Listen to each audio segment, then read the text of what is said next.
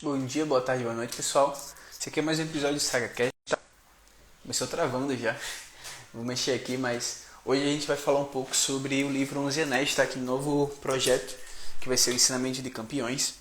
Então a proposta é a gente comentar esse livro aqui do Phil Jackson. Só ajustando aqui. Pouco a pouco. E vai ser alguns episódios que a gente vai fazer isso, ok? E na proposta é que em 3 a 4 episódios, deu outra travada, nossa, a gente consiga concluí-lo, certo? Então hoje provavelmente eu vou falar dos 5 primeiros capítulos, tá? A proposta era que, eu falei proposta várias vezes, mas a proposta era que esse livro fosse parte do Saga do Livro, né? Que é aquele projeto que a gente faz, divulga um livro no início do mês, e no final do mês a gente faz uma live com alguém convidando para bater papo. Só que eu tava muito afim de ler esse livro, tô lendo ele sempre, antes de dormir, então tipo, vou lendo pouco a pouco, vou marcando alguns trechos, e tá sendo bem legal, e eu não vejo muito sentido de esperar ler ele todo para comentar. Eu acho que ele pode ser dividido em alguns episódios curtos, mas que vai ser importante pra gente aqui, a gente poder discutir alguns pontos, beleza? O que foi Phil Jackson? Talvez vocês não conheçam, eu até separei, eu já li outro livro dele, tá? Phil Jackson foi basicamente o maior treinador de basquete da história, certo? E ele conseguiu conquistar 11 anéis, bater um recorde, tipo assim, como treinador, tá? De quantidade de anéis. E ele tem esse primeiro livro aqui, que é o Cestas Sagradas, já é bem famosinho. Ele, tipo, é antigão, na real. Porque, se eu não me engano, esse livro é de 94. Tipo assim, a primeira escrita dele. Tanto que, na história, que ele vai narrando aqui, falando muito das bases. É um trava-trava incrível. Mas ele fala das bases, principalmente de religiões que ele foi estudando, religiões indígenas americanas principalmente, tá? E também algumas budismo, também entra aqui os em budismo e tal. Só que o Buda ele não tinha conquistado tudo e tipo, nem ele também tinha conquistado tudo na carreira que ele veio a conquistar. Então, os Anéis acaba sendo um descendente, né? Bem mais... Tá travando bastante. Mas a gente vai conseguir concluir. O Onze Anéis acaba sendo uma sequência até, tá? Tipo, ele traz toda a história também, mas ele traz um pouco diferente do que está sendo contado em Cestas Sagradas, porque o Phil Jackson já tinha muito mais história para contar. Esse livro aqui é de 2014, então ele já é bem mais completo. Tanto que o Phil Jackson já tinha os seus 6 anéis com o Bulls, ok? E também mais 5, que depois ele foi conquistando entre 2000 e 2004. Conquistou 3 anéis lá pelo Lakers e depois em 2006 e em 2010, se eu não me engano, isso. Ele conquistou também pelo Lakers mais 2 anéis, sem contar os 2 que ele teve como jogador pelo New York Knicks. Nos primeiros capítulos eles já comentam, um deles foi ele era reserva, ele estava passando por uma lesão, então ele não considera muito aquele anel, mas outro realmente ele teve mais participação, então realmente é o anel que ele considera como jogador, foi uma grande vitória, né? E não direto pro assunto, né? Franklin, por que você pegou esse livro para comentar? Pô, eu acho legal, tem uma proposta aqui já que eu faço aqui no perfil há algum tempo, que é o Ensinamento de Campeões. Basicamente eu pego alguns trechos assim de atletas, de treinadores de sucesso e posto assim porque eu acho legal como processo de reflexão, já que o nosso conteúdo sempre envolve muito de psicologia do esporte, né? E assim, grandes campeões têm uma coisa para ensinar pra gente. Então é super importante a gente estar sempre... Meu Deus, como tá travando. Nossa, nem sei aqui o que mexer. Vamos tentando continuar, tá?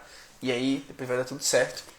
Mas eu vou comentar só de 5 capítulos, porque o capítulo 2 ele tem bastante conteúdo. Os outros não tiveram tanto, tá? Eu ia até comentar só o 5. Ele foi bem pouquinha coisa, então tipo, sabe, vou comentar ele também. E como já tinha lido, por que não, né? Bora lá. Capítulo 1, tá? O livro são 22 capítulos, alguns são mais curtos, tá? Tem muitos que são muita história, então não vou me atentar a isso, vou pegar principalmente os pontos centrais assim, de ensinamentos que o Phil Jackson acaba trazendo. É o Círculo de Amor. Eu não sei quando trava se ele continua a me gravar ou não, então, gente, eu sempre vou dar uma parada quando ver que tá gravando, tá? E aí, depois a gente mantém. O Círculo de Amor é uma certa metáfora ao anel, né? O símbolo do anel dentro do basquete, né? O símbolo de que realmente que você conquistou um título da NBA. E ele até conta uma história aqui legal, que foi quando ele foi contratado para ser assistente técnico, pediram que ele levassem os 2 anéis. Por quê? Porque falaram que seria um certo símbolo, tipo assim, de mostrar hierarquia, sabe? Tipo, ó, eu já conquistei 2 títulos, então vocês têm que me respeitar. Ele disse que não curtiu muito isso, mas foi exigência, então ele foi com os 2 anéis nos dedos. Ele compara muito o basquete, né, a uma intensa conexão emocional entre os grandes guerreiros no calor da batalha. Isso é tipo é o campo de batalha do jogador, ok? E aí vem um ponto. Tem um trecho que eu separei aqui já nesse primeiro capítulo, não foram muitos, na verdade são só 2. Primeiro é preciso uma série de fatores críticos para se conquistar um campeonato NBA. Uma combinação certa de talento, criatividade, inteligência, tenacidade e, claro, sorte. Pô, isso é uma mensagem muito legal, porque por mais que ele tenha conquistado tudo isso, ele mostra que, velho, tipo, não tem um segredo mágico, sabe, que só ele utilizou. Tem uma pitada de sorte nessa conversa, entende? E isso é interessante, tipo, não importa quanto talento você tenha, o quanto você se esforce e tal, por algum fator pode ser que você não vença todas. Mas aí ele comenta do ingrediente essencial, que é o amor. Nenhum dos outros fatores importa. E esse amor, quando ele vai retratando aqui no livro, não é só sobre a questão de amar o próximo ali, sabe? Tipo, é também de amar o basquete, de ter uma ligação de amor mesmo pelo próprio time, sabe? Por aquela equipe. E você não quer vencer sozinho, você não quer o anel pra você. Você quer que a equipe vença o campeonato.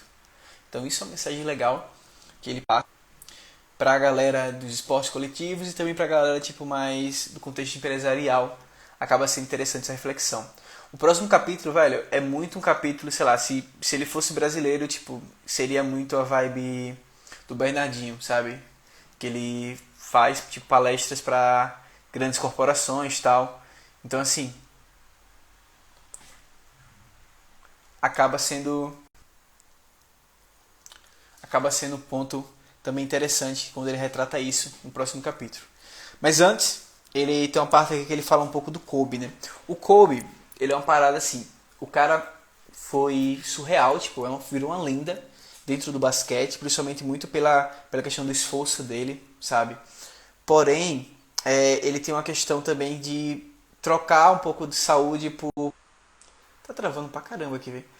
Trocar saúde pelo basquete. Então, assim, diversos relatos, até mesmo no próprio livro do Kobe, que é o Mamba Mentality, é um livro que só tem em inglês, tá? Eu já fiz alguns posts assim, com conteúdos que ele traz lá há algum tempo, mas de certa forma, gente, eu vou mudar, fazer uma transição de live aqui. Você está vendo essa gravação aí? Faz parte, né? A gente tem que se ajustar para o local que a internet funciona melhor. Perfeito. Então, aqui estou mais um dia sobre o olhar sanguinário do vigia. Referências aí. Não sei se a posição vai ficar tão boa assim, mas de recuperação e autoconfiança inquebrantável de Kobe. Ao contrário de Shaq, né, Shaquille O'Neal, que às vezes era corroído pela indecisão. Kobe nunca se permitia esse tipo de pensamento. Se colocasse uma barra de salto em altura a 3,5 metros, ele pularia 4,5 metros, mesmo que nunca tivesse feito isso. Ele sempre queria mais. Então, pro esporte isso é bom, sabe? Se a gente se esforçar um pouco a mais do que o esperado, só que a preço do quê, sabe? Tipo, que preço você está pagando? Você vai se arrepender depois? Então, é um pouco dessa reflexão, acho que vale a pena e esse entender, tipo, eu vou ter que trocar algumas coisas aí na minha vida, mas vai valer a pena? Sabe, tipo, qual é o peso depois dessa medalha? Então, é um ponto interessante. Baixa qualidade de conexão, tá? Tipo, tá tudo cheio as barras aqui, gente. E trava ainda mesmo assim. Continuando. Os 11 de Jackson, tá? São 11 ensinamentos que o Jackson aqui traz. Ele já bota uma frase que eu achei legal, tipo, você não pode quebrar as regras até que saiba como jogar o jogo. Dentro desse capítulo ele fala muito da questão da criatividade como um ponto forte de um atleta e em qualquer contexto de grupo, mas você tem que saber as regras para poder ser criativo. Gente, eu tô dando essas paralisadas, não sei se continua ou não, mas é porque tipo assim, quando trava aqui acaba paralisando mesmo, tá? Então, com medo tipo de cortar, espero que não esteja cortando tanto, beleza? Mas bora lá. Primeiro, lidere de dentro para fora. O que ele fala nesse trecho aqui desse capítulo? Ele falava, tipo, inicialmente quando ele foi trabalhar com as equipes, eles tinham muita estratégia de que, a partir do que esse time costuma fazer, a gente dá a estratégia. Então, assim, a gente cria uma contra-estratégia para vencer aquele time X, ok? E o ponto é, velho, quando um time desse já sabia que a gente costuma fazer isso, eles simplesmente mudavam a estratégia deles e venciam. A gente não se esforçava, sabe? Tipo, a gente ficava muito preso em um modo rígido e prescrito de ser treinador. Ele traz aqui, então, quando ele fala, tipo, quando eu fui me tornando mais adulto, ele foi refletindo, essas paralisadas do vídeo, sobre o quanto ele podia ser mais criativo, sabe? Encontrar uma forma de realmente poder ter escolhas melhores, assim, que trabalhasse mais uma conexão dele. Tanto ele, um mundo mais aberto com uma conexão pessoal mais aberta e significativa com o mundo. Algumas partes do livro, o Phil Jackson ele teve uma parada muito, como eu comentei, de estudar a religião. Traz um pouco de zen budismo também, então alguns momentos fica uma parada meio muito holística e você tá, beleza, Phil, tô entendendo aqui o que você tá querendo passar, mas ao mesmo tempo fica uma parada aí. Cara, sabe, seja um pouco mais claro aí no seu diálogo. Mas o que ele fala da ideia de você liderar dentro para fora é você primeiro pensar em si, em se preparar, e tipo, ter suas próprias estratégias, por exemplo, para então você também ir adaptando as estratégias para o contexto externo, ok? Então você não começa a partir dos outros, você começa a partir de você, para então você ir moldando o que vem de fora, ok? Isso acaba sendo o primeiro ensinamento. O segundo é o banco do ego. Ele fala muito de quanto mais tentativas exceder o poder diretamente, menos poderoso me tornava. Então ele fala muito dos papéis, sabe? Tanto dos jogadores como do treinador. Então esse trecho que eu falei trata um pouco de como era para ele não querer ser o cara que manda em tudo e dá todas as ordens, entende? Ele não queria ser a pessoa mais rígida. Então, se o objetivo é levar a equipe a um estado de harmonia e unidade, não faz sentido impor autoridade com rigidez. Eu quero tipo que a equipe se una não porque eu estou mandando, mas porque elas vão sentir esse clima de união. Ok? Então essa acaba sendo o segundo ensinamento aqui. Ele também comenta alguns tipos de jogadores, como aquele ser o dominador da quadra, tipo, eu sou o cara, vocês têm que me obedecer. Também fala do tipo que é aquele que fica puxando o saco, né? Tipo, tentando acalmar as estrelas do time. Então assim, ele não quer ser o treinador que manda em todo mundo, e nem também o treinador que tipo fica focado, eu trabalho com o Michael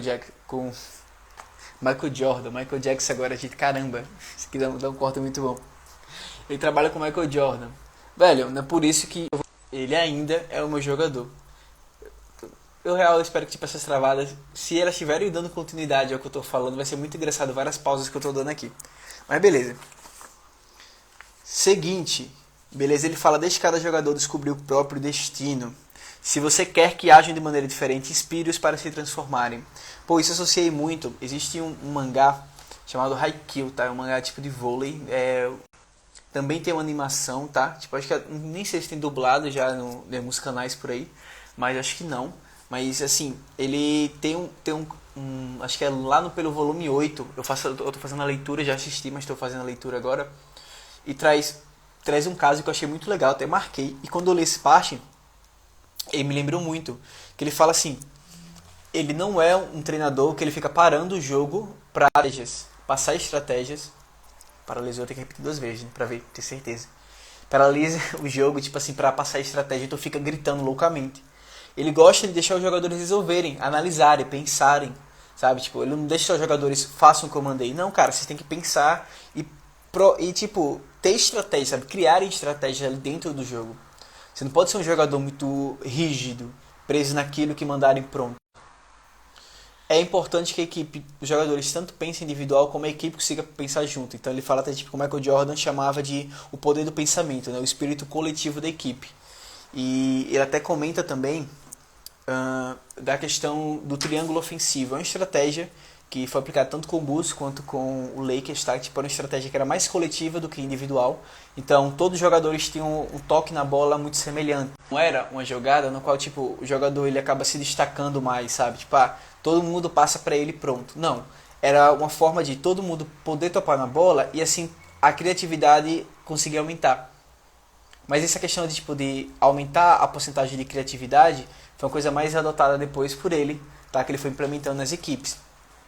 Franco, você tá falando isso. Eu tava citando o Haikyuu porque em uma partida do mangá, da história, o treinador do time rival, que é do time principal, ele percebe que o time que eles estão jogando, o treinador não opina quando tem intervalo. O treinador fica de fora e os próprios jogadores tomam as decisões de qual vai ser a próxima estratégia. Então isso mostra muito assim, ó, uma forma de manter um certo liberdade para os atletas, também uma confiança que ele dá a eles, tipo, de saber que, pô, esses caras estão prontos aqui para jogar. Se ele precisar intervir de alguma orientação, ele dá mais, assim, pontual. Certo? Quarto ensinamento. A estrada para a liberdade é unir o sistema. E aí é quando ele fala da ideia também do sistema, que é o caminho do triângulo, né? Abrir para os jogadores, proporcionando-lhes um papel vital a desempenhar, bem como um elevado nível de criatividade dentro de uma estrutura clara e bem definida. Então entra naquela frase. Você tem que ter um sistema, você tem que ter uma base de como funciona, você poder ter liberdade criativa. Se você não sabe as regras do jogo, de como vai funcionar, de como a equipe é orientada, você não vai conseguir desempenhar tão bem, tipo, ter mais liberdade criativa, beleza? Então esse é um ponto importante. Você tem que ter um sistema, para desse sistema você conseguir ter criatividade, tá? Criatividade não flui do nada. Os jogadores eles tinham como base aquela estratégia do triângulo ali, eles conseguiram ter mais liberdade dentro de quadra. Então isso é interessante. Você precisa ter um sistema claro, um sistema de autossuporte dentro do seu contexto esportivo, ou então de performance, para a criatividade ser um ponto central. Ok? Crie um sistema. E deixe o sistema aberto o suficiente para as pessoas poderem desenvolvê-lo mais. Ele fala um pouco de tornar o mundo em sagrado, entra naquela parte que eu falei de a parte mais holística, tá? Condições que levem a essa transformação, né? Algo semelhante ao que os pais dele tentavam ensinar. Então ele foi vendo que, por exemplo, o fisioterapeuta dele uma vez comentou que queria poder engarrafar a energia final do jogo com uma poção mágica, para que pudessem usá-la sempre que necessário. Porque sempre no último jogo, tipo, a galera tava mega ativada, tipo, mega pronta, só que isso não era comum. Então, era meio que, já imagina se pudesse engarrafar, né? Eu até fiz um post um dia desse, era sobre dose de confiança. Se você pudesse comprar uma dose, tipo, em qualquer lugar, vou beber aqui um pouquinho, pronto, agora estou uma pessoa confiante. Não é assim que funciona, tá? É uma habilidade que você tem que desenvolver. Então, o Phil Jackson, ele achou isso legal e como uma forma realmente de pensar, de como você pode tornar e criar momentos assim que você não sejam semelhantes ao máximo com essa questão de ser uma final, sabe? Então, é interessante, como eu falei, ele sempre coloca umas paradas meio... dá umas viajadas boas aqui. Uma respiração à mente, né? Ele comenta muito das estratégias zen budistas tal, e de algumas metáforas que ele foi aprendendo. Então, se você impõe muitas restrições, os jogadores passam uma boa parte do tempo tentando reverter o sistema. O sistema, quanto mais aberto ele fica, mais proporciona a liberdade da criatividade, fica mais aplicável, tá? Os jogadores precisavam de um jeito para acalmar o falatório mental e se concentrar em vencer um jogo, né? E isso entrou a meditação da atenção plena, também conhecida em algumas traduções como mindfulness, tá? Como uma estratégia realmente de trazer consciência para o momento presente. Então você não deixa o jogador preso em pensamentos, nem preso no passado, nem preso no futuro. Ele foca no agora. Isso foi uma estratégia que ele foi passando e assim, desde o primeiro livro lá ele já comentava um pouco das primeiras aplicações dele. A galera do início não concordou tanto, ficou meio esquisito assim, tipo, muita gente fez brincadeira, principalmente jornalistas, no sentido de, bota os caras na sala escura e bota todo mundo pra meditar, sabe? E, de certa forma, é um caminho que o Phil Jackson encontrou de misturar um pouco disso, né? De uma filosofia mais zen com o contexto esportivo, para preparar seus jogadores, sabe? Preparar os seus guerreiros para entrar na batalha. Isso é bem interessante, sendo utilizado há algum tempo também dentro da área da psicologia do esporte, por exemplo, por treinadores, e cada vez se desenvolvendo mais. Então vale muito a pena conferir um pouco e pesquisar um pouco sobre mindfulness. Aqui no perfil também eu já coloquei alguns posts sobre isso e tal. Se você está vendo pelo YouTube, no caso, você pode topar e buscar o Instagram. Sempre vai ter algum post sobre mindfulness, atenção plena. Talvez esteja um pouco mais antigo, mas eu vou ver aí. Talvez eu prepare um vídeo no YouTube também para comentar mais. Sétimo ensinamento, a chave do sucesso em sentidos. Tanto dos jogadores com a equipe de forma geral, como também a ideia da compaixão, de uma autocompaixão, tá? Jogadores da questão da cobrança que eles colocam tal. Você pode aqui, foi preciso que entendesse o que motivava os outros para que pudesse trabalhar coletivamente de forma mais produtiva. Então, esse processo da própria você entender a equipe, às vezes necessita de uma própria reflexão sua inicial. ok? E antes de você tipo querer apoiar a sua equipe, criar alguma estratégia pensando nisso, você tem que também entender o que é que motiva essa galera, sabe? É o processo próprio de empatia também entraria aí, tá um pouco ligado à compaixão. Então, é outro ensinamento que ele passa de responsabilidades para dentro de uma equipe, tá? Dentro de um processo de liderança. Olhe para o espírito, não para o placar. Então ele comenta aqui, tem tanta uma parábola interessante, que era assim. Filhos, tá? Um conto muito conhecido, japonês, que é do Stephen Covey, o guru da gestão. Ele conta essa história, tipo, não é dele, tá ligado? Mas é a história que ele conta aqui. Que é, o samurai queria ensinar os filhos o poder do trabalho em equipe. Então estendeu uma flecha para cada um e pediu que as quebrassem sem problemas. Os 3 filhos quebraram as flechas com facilidade. Em seguida, o samurai estendeu um feixe de 3 flechas unidas e pediu para... Essa é a lição de vocês, disse o samurai. Se os 3 se unirem, nunca serão derrotados. Esse é um clássico historinha que a gente escuta muito do macaco, né? Tipo, o macaco não consegue quebrar 3 lápis, tipo, 3 galhos juntos, entende? Então, é clássica, mas é importante, fala muito dessa questão da união da equipe. A força das equipes nas quais os integrantes abdicam do interesse pessoal em prol de um bem maior. Isso aqui remete até a um conceito que a gente chama de flow. Do contexto do flow, existe uma dimensão que é um processo de integração de uma perda de autoconsciência. Só que ele é um processo de integração entre a equipe e você, no qual você perde um pouco da noção do eu e o que importa é a equipe. Sabe? Tipo, vocês têm uma conexão tão grande que você não pensa sobre você, mas cada movimento seu é pensado pela equipe, para a equipe, tá? Não é uma coisa que você vive automático não, viu gente? Tipo, é uma coisa muito do momento ali que você acaba fluindo por esse caminho. Beleza? E a soma do todo é maior do que a soma das partes. Então, tem um ponto bem legal isso aí, essa frase muito, muito clássica para a galera da psicologia aí, mas que traz uma reflexão muito boa, tá? E mostra um pouco a diferença, né? Tipo, todos unidos, não é que você está somando a força de 1 mais 1 mais 1, mas você está multiplicando. Então, fica se encontra em uma união. Isso aqui 1 mais 1 mais 1, no final você multiplica vai dar 1, né? Acho que o exemplo deve ser tipo 2 mais 2 mais 2 dá 6, mas se pegar 2 vezes 2 dá 4, vezes 2 dá 8, então se tem um número muito maior. Acho que seria o melhor exemplo. Ensinamento 9. Às vezes a vaca é necessária. Então ele fala muito de meditadores dorminhocos. A vara. Nossa, falei a vaca. Ele fala muito um pouco mais bruto com alguns dos atletas, mas que isso fez parte, tá? Isso foi um caminho que ele tem que seguir, porque mesmo na meditação, mesmo tipo com grandes mestres que praticam o processo de meditação, sempre existe a questão da vara, que tipo assim, se alguém está meio sonolento, então até que você está concentrado, mas com uma forma de mostrar fatores externos podem influenciar e tipo te tirar dessa consciência no momento presente. Você conseguir pontuar mais, tá? Para um atleta ou outro. Então assim, um dos meus truques prediletos no treino era dividir os jogadores em 2 times e não assinar lá as faltas do time mais fraco. O que ele fazia aqui? Tipo, o time que tinha jogadores que não eram os melhores ali, toda vez que eles cometiam falta, tipo, ele ignorava. Isso fazia irritar o outro time, que era dos jogadores mais...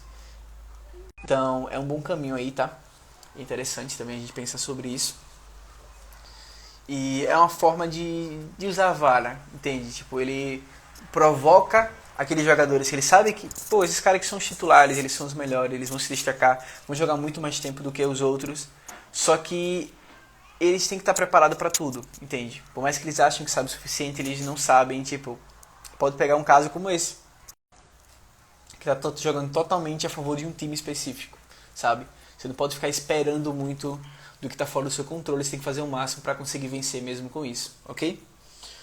No caso de dúvida, não faça nada. Então ele fala muito, principalmente quando era sobre mídia e tal, que, pô, era só ignorar ou de falar qualquer coisa e seguia, sabe? Por mais que a galera, tipo, continuasse se esforçando e tal, e tipo, tentando... Ele até fala que as pessoas podem pensar melhor quando não estão concentradas no próprio trabalho. Ele fala um pouco disso aqui, que foi um artigo publicado pela revista Fortune, tá? O jornal. Então, ele achou interessante que, tipo assim, foi um relato dos cientistas que começaram a perceber isso. Separei aqui. Não tinha separado só de onde era a referência, mas achei. Realmente isso, tipo... É muito do processo de desconectar criatividade. Se você está buscando criatividade, a ideia é que você tenha momentos de pausa É muito aquele ócio produtivo. Quando você pausa, velho, vai fazer outra coisa. Principalmente uma coisa que não existe muito esforço mental, é algo mais mecânico. Normalmente sua mente ela fica mais relaxada para poder pensar. Então muitas vezes a gente vai dormir e tal, tira uma soneca e acaba tendo alguma ideia. Entende? Tá muito ligado a isso também. Porque você sai um pouco daquele foco que é uma visão aqui e você amplia a sua visão novamente. Mas acabou de sair da página. Então, vou voltar aqui, tá? Mas esse é o 10º ensinamento. Ele fala, às vezes sinto e percebo, e outras vezes simplesmente sento-me. Deixa eu essa frase. Então, às vezes você tem que ficar calado, não fazer nada, e vai ser melhor. Vai ser a melhor decisão que você pode tomar. Beleza? Tem um ponto aqui também que é a mente consciente é uma ótima solucionadora de problemas complexos. Quando a mente consciente está voltada para outra coisa ou não está sobrecarregada. Então, outro ponto aqui que ele traz foi um estudo da Science, tá? Publicado por psicólogos holandeses, concluíram isso. Ele não cita. Esses livros, às vezes, tipo assim, gente, de uma bibliografia meio com dados, sabe? Tipo, ele não traz muita citação. Seria legal que ele botasse aqui quem foi que... Mas tá dentro daquilo que eu falei pra vocês, beleza? Tá dentro realmente daquilo de você ter esse momento de descanso pra dar uma pausa pra mente, assim, para conseguir processar mais. Vai ser legal. Último, esqueça o anel. Tá? Então, o foco não vai ser o resultado. Beleza? Não é esse ponto. O foco é... Beleza, o que é que eu posso tirar? Tipo assim, o processo é o mais importante. Bem clichê. A frase que você escuta várias e várias vezes, tipo, nossa, obrigado por essa frase. Mas ele traz, além do mais, a obsessão na vitória é um jogo do perdedor. O máximo que podemos fazer é criar as melhores condições possíveis para o sucesso e deixar rolar o resultado. O passeio se torna mais divertido dessa maneira. Lembra lá, parte inicial, voltando aqui, que ele fala sobre... É uma combinação de talento, criatividade, inteligência, tenacidade e sorte. E o Ambu. Sorte. Tá? Quando a gente volta para aqui o que ele está falando, você vai criar as melhores condições. Você vai trabalhar em criatividade, vai trabalhar o talento, tenacidade. Só que a sorte... eu faço minha sorte, Frank. Isso aí, cara. Tá bom. Beleza? Outras pessoas também fazem a sorte. O que está no nosso controle pode ser melhor. Beleza? Capítulo 3. Red. Tá? É Red mesmo. Vou até mostrar aqui pra vocês. O vermelhinho mesmo. Dá pra ver? Acho que dá. Focou. O que ele quer? Quem é esse cara? Sim, eu dei spoiler. É um cara. Foi o primeiro treinador que ele teve, que ele trabalhou, que foi o treinador do New York Knicks, quando tipo, o capítulo. Ele é muito histórico. Tipo assim, eu acho que eu marquei um trecho nele, gente, porque é legal, sabe? Vale a pena a leitura, é interessante, é curioso pra quem gosta de basquete, tipo, vai curtir. Mas só marquei uma parte assim, ó. Red sabia da importância de manter uma certa distância de jogadores, porque um dia talvez tivesse que cortar ou trocar alguns. Isso aqui entra muito naquela confusão, amizade, equipe. Pra quem, tipo assim, se você tem um papel de liderança, velho, algum momento você vai passar por isso. Sabe? Tipo, até que ponto a gente pode ser amigo ou não da equipe ali. Porque existe um limite que, olha, se a pessoa não tá cumprindo, ela pode confundir um pouco da amizade. Pô, desculpa amigo com desculpa chefe, desculpa líder. Entende? E isso é difícil. Mas ter esse afastamento dos jogadores não colocaria como sendo o caminho ideal, tá? Acho que pode sim criar uma relação boa, tipo, entre jogadores e treinador, mas com limites, ok? Tipo, tem que ter um limite ali pra, se precisar tomar decisões que vão além da amizade, elas vão ser tomadas. É saber também seu papel. E às vezes a outra parte não compreende tanto. Então, temos aí. E também, quando precisa punir essas travadas, é incrível. Quando ele precisava punir alguém, raramente fazia na frente o time, tá? Isso é um clássico de dica, né? De você manter uma boa coesão ali no time, tipo, não criar um inimigo ali no contexto, a menos que o assunto se relacionasse com o jogo, o que era feito no seu escritório particular, que era o vestiário. Então, assim, quando era uma parada voltada para o jogo, que outros atletas poderiam tirar proveito, ele fazia. Quando era algo muito individual, aí ele fazia realmente um lugar mais reservado, tal, com o jogador. Tá? Então, um ensinamento legal aí para se aplicar na sua prática como líder. A jornada, vamos lá, A jornada é uma continuidade da história do Phil, beleza? Tem só um ponto aqui. Tô passando só para ver se eu marquei outro ponto, mas não. Um pouco das práticas dele já voltadas para atenção plena, tá? E quando ele foi conhecendo o Zen budismo, tal, também um pouco das religiões ali indígena-americanas, ele fala: a meditação nos ajuda a fazer as coisas com um tipo de mente mais simples e mais clara, sem noções ou sombras. E ele traz 3 aspectos que são fundamentais para um líder, tá? Que são aspectos do Zen budismo. Novamente, porque eu não sei se paralisou e ficou em silêncio, abrir mão do controle, que é deixa-as vir e deixa-as ir, pois logo estarão sob controle. Controlar as pessoas e dar a elas muito espaço. Ao invés de você tentar buscar controlar a pessoa, você tem que buscar dar a elas mais espaço e observá-las, tá? Não é para você ignorar, mas a segunda pior política é tentar controlá-las, ok? Então, não tenta ignorar a pessoa e também não tenta... Voltamos para aquele ponto que você cria um sistema no qual você tem um manejo, mas você não tem total poder, sabe? Você abre para a criatividade. Mesmo quando a gente fala, de parte de controle. Então, é o ponto, sabe? É você ter um sistema onde as coisas vão funcionar dentro dessa barreira e a partir dessa barreira, lá é mais aberto e mais fluido, tá? Então, é uma reflexão legal, pensar fora da caixa. Eu tive uma vez conversa com... Era um coordenador de um curso de arquitetura, e ele falava: olha, eu acho errado a gente dizer que a pessoa pode pensar fora da caixa, porque a pessoa não pode pensar dentro da caixa, sabe? Ela está limitada, certeza? Por que ela pode fazer dentro da caixa? Isso também é criatividade, entende? Então, quando a gente fala dessa parte de sistema, velho, você está colocando uma caixa? Eu tô botando regras, estou botando normas, para que o funcionamento geral da equipe dê certo, mas não dá pra gente limitar isso e dizer, ok, é isso e pronto e acabou, sabe? É um ponto legal, beleza? Segundo, confiar no momento. A maioria de nós passa a maior parte do tempo apegado aos pensamentos do passado e do futuro. Isso aqui é bem básico, de mindfulness, de atenção plena e budismo, certo? E o ritmo do basquete se assemelha tanto ao de um raio com o que aconteceu ou com o que acontecerá em seguida, o que pode desviá-lo daquilo que realmente importa, esse exato momento. E isso aqui fala muito, você comete um erro, só que assim, o basquete é tão rápido, tão fluido, sabe? Errou, já tá vendo o time tá contra-atacando, sabe? Você não pode ficar refletindo muito sobre o erro, você tem que continuar jogando. Então você tem que sempre focar no presente, beleza, a partir do que eu tenho agora eu faço isso. Errei, continua, tá? Você pode até vir refletir no pós-jogo como um processo realmente de aprendizado, mas durante a partida não dá, ok? Então é bem legal esse ponto. Aí ele traz uma frase aqui o mestre vietnamita Zen, aí Thich Nhat Hanh. Tentei falar, não sei se está certo. Ele fala: morada feliz no momento presente, tá? Um lugar onde tudo que precisamos está sempre disponível. Aí ele traz: a vida só pode ser encontrada no momento presente. Já se foi e o futuro ainda está por vir.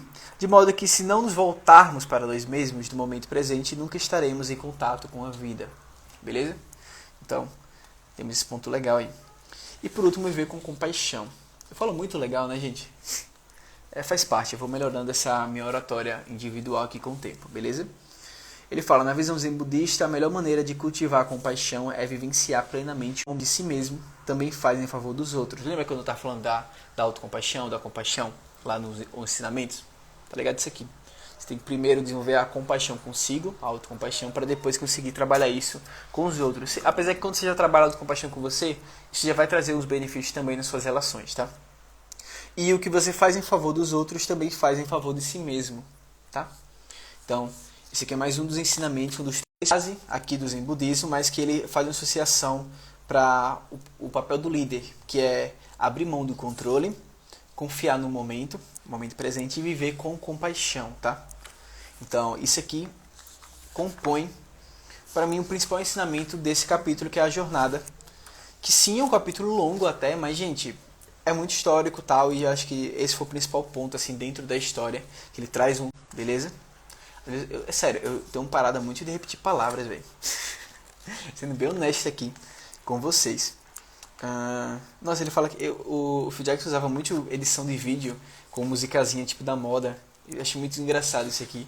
Sabe aqueles vídeos motivacional? É legal.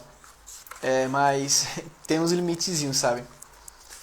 E ó, O quinto capítulo e último da live de hoje aqui é o capítulo Dança com o Bus, tá? Repetindo porque paralisou, tem que ficar repetindo que eu vou testar realmente se trava pra mim só ou se pra vocês também tá travando. E, velho, eu separei só uma parte. E talvez até bote um post depois, mas ele traz uma frase aqui que é: por falta de um prego, perdeu-se a ferradura. Por falta de uma ferradura, perdeu-se o cavalo. Por falta de um cavalo, perdeu-se o cavaleiro. Por falta de uma mensagem, perdeu-se a batalha. Por falta de uma batalha, perdeu-se o reino. E tudo por falta de um prego na ferradura. Tá? E aí? Essa mensagem passa pra vocês. Me conta depois, tá? Mas, pô, eu vejo muito isso aqui ligado a detalhes. Pensar nos mínimos detalhes da construção, principalmente quando a gente fala de detalhes básicos. Como cada detalhe acaba sendo importante. Franklin deve ser mega perfeccionista? Não, não é isso. Tipo, você tá... Às vezes quando a gente é muito perfeccionista, a gente busca detalhes que fogem do que já é essencial. E ok, não é que é ruim, mas muitas vezes o perfeccionista é aquela pessoa que tira o prego para botar outro porque esse outro é melhor. Ao invés de estar construindo mais, tipo, tá criando uma forma de reforçar o que já foi construído. Entende? Não é do momento de você fazer o melhor prédio de todos, mas de você fazer um e talvez você melhorando ele. Entende? Às vezes precisa derrubar? Precisa. Está ligado? Você derrubar, por exemplo, algumas crenças que você tem que atrapalham o seu crescimento de maneira... É interessante. Essa é uma perspectiva que eu tirei dessa frase. Tá? Eu vou repetir ela novamente, mas não se limitem ao que eu falei. Eu sei que já acaba atrapalhando, mas só reflitam. Ó. Por falta de um prego, perdeu-se a ferradura. Por falta de uma ferradura, perdeu-se o cavalo. Por falta de um cavalo, perdeu-se o cavaleiro. Por falta de um cavaleiro, perdeu-se a mensagem. Por falta de uma mensagem, perdeu-se a batalha. Por falta de uma batalha, perdeu-se o reino. E tudo por falta de um prego na ferradura. Então é isso. Esses foram 5 capítulos aqui dos 11 Anéis, tá, que eu quis comentar hoje. O capítulo 2 realmente foi o foco principal dessa live, tá? Os 11 pontos aqui que o Phil Jackson traz pra gente.